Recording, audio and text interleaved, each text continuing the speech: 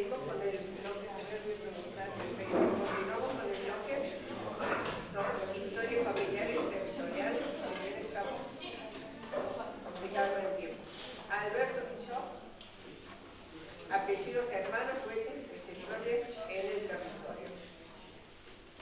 ¿Sí? Sí.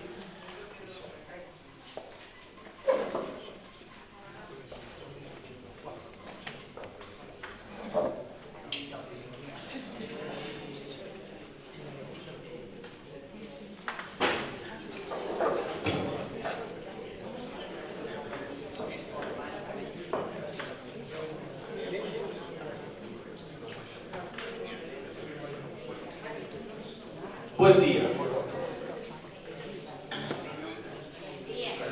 Les voy a contar un poco cómo surge este trabajo. Queridos hermanos, para la mayoría de ustedes es algo bastante extraño. No así para mi pueblo, un pueblo que fue colonizado por Alemania y Suiza. En realidad, dije algo mal, el pueblo no, el campo.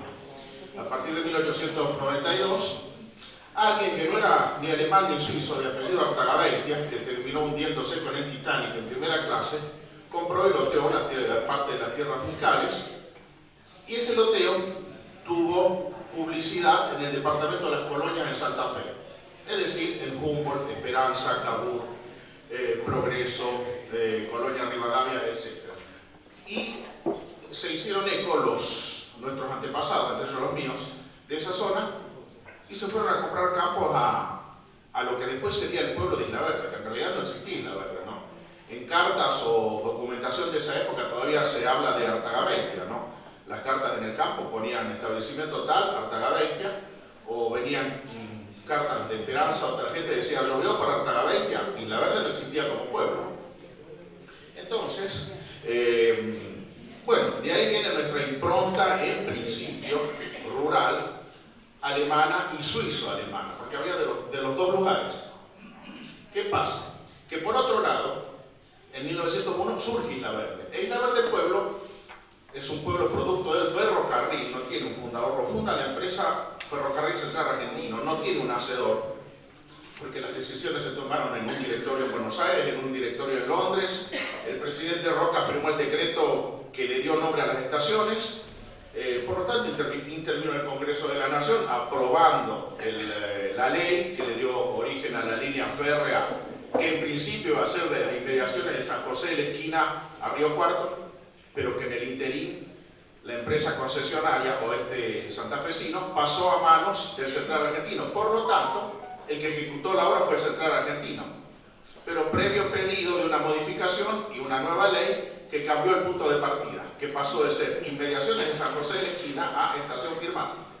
Entonces ella arranca en 1901 la traza de la línea de Firmat a Río Cuarto, que termina en Río Cuarto en 1904, dando origen a casi todos los pueblos de la línea, salvo uno o dos que existían previamente. Isla Verde es uno de esos pueblos.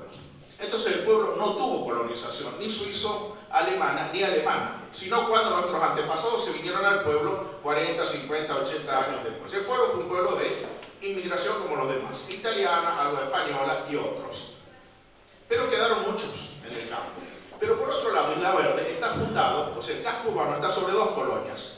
La parte norte está sobre la colonia Artagabeitia, esta colonia que fundó un vasco uruguayo, o dos, que eran hermanos, y se pobló con alemanes y suizos, pero del otro lado había una gran estancia de 21.000 hectáreas, que era de no capitales alemanes. Corregí el otro día, una persona dijo eran capitales alemanes. No, los dueños de la empresa eran alemanes, pero eran argentinos, eran inmigrantes que hicieron su capital acá y lo invirtieron acá. No eran inversiones internacionales, sino que los integrantes de la sociedad, Engelbert y compañía, eran alemanes.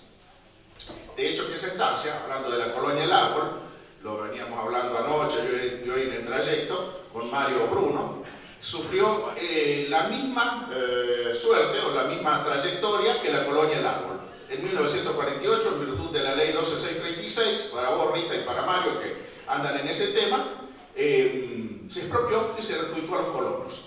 Nada más que ahí, ya Isla Verde había cambiado su impronta étnica.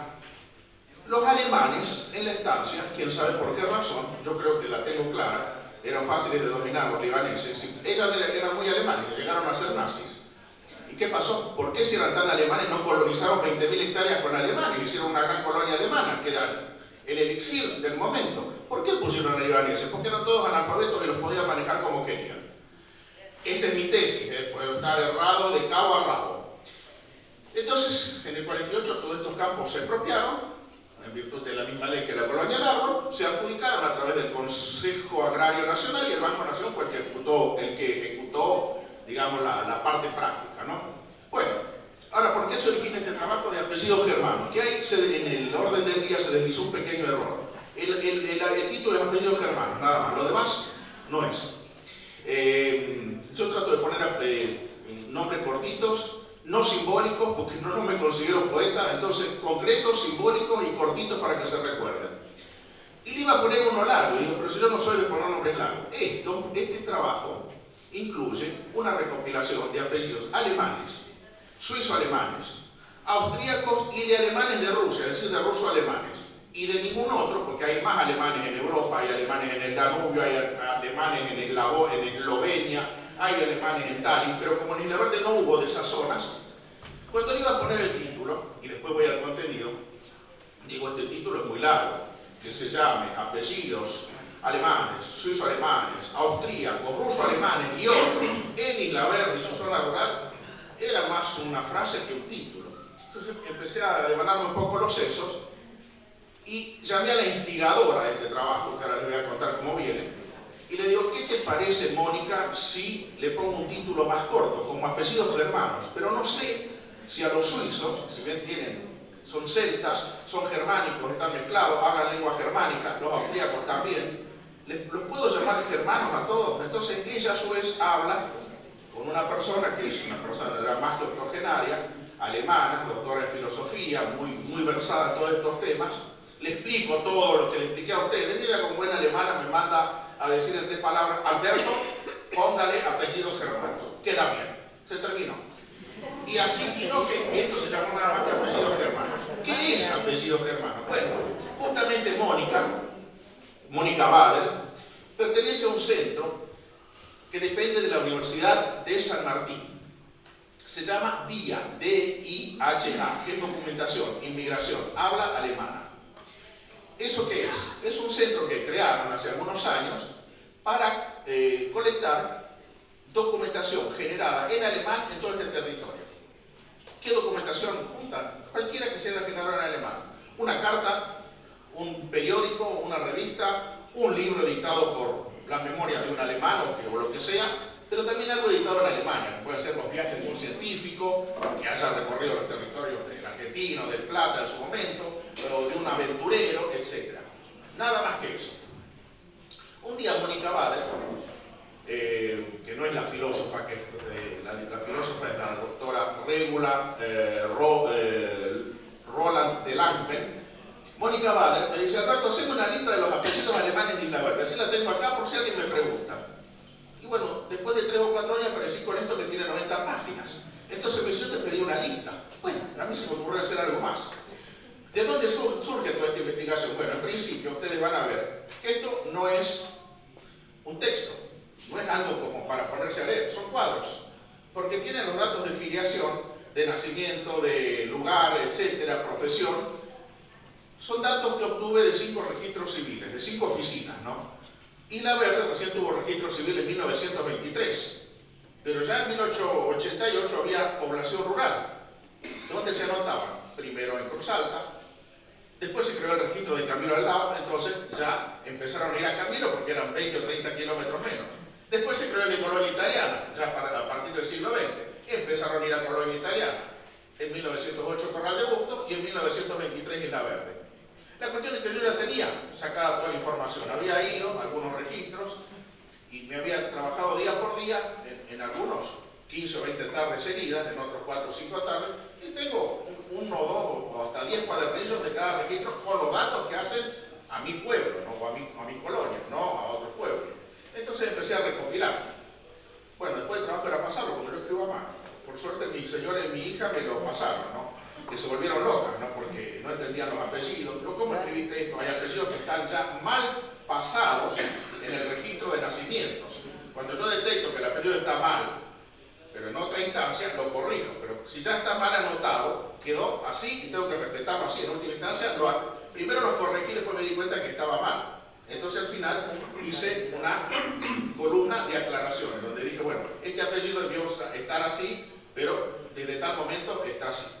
Y así fue que surgió este trabajito que contiene, entonces, la información sobre apellidos de origen germano de estos 5 registros civiles desde 1895 e iba a ser hasta la actualidad. Pero cuando llegué a 1950 me di cuenta de que era repetición del mismo apellido, porque seguimos siempre los mismos, o menos, porque hay muchos apellidos alemanes que se extinguieron, porque no fueron muy prolíficos los alemanes, pero hubo muchas familias que en alguna instancia se cortó una generación y otros que emigraron, y digo, si sigo, me faltan 70 años para llegar al 2020. Recién hice 55, ya vamos por 90 páginas. Voy a llegar a 400, 500 páginas, voy a seguir repitiendo mi apellido, y el de los Schneider, y el de los Weinermann, y el de... No tenía sentido. Entonces corté ahí. Incluí también registros de la Escuela Nacional, que justamente la primera anotada, porque dice el libro de la escuela en el 2010, en el centenario, lo redacté yo. Y justo, de los pocos que se salvaron, tuve una pariente, lamentablemente pariente mía, lejana pero pariente, de parte de mi madre, que mandó quemar todos los registros de 3 escuelas.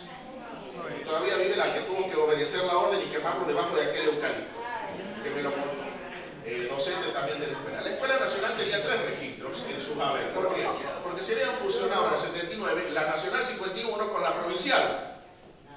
Todos los registros pasaron a la Nacional, que era la más antigua, pero a su vez la Nacional fue madre de las escuelas rurales, cuando en la década del 30 y del 40 las rurales eran escuelas auxiliares de la del pueblo.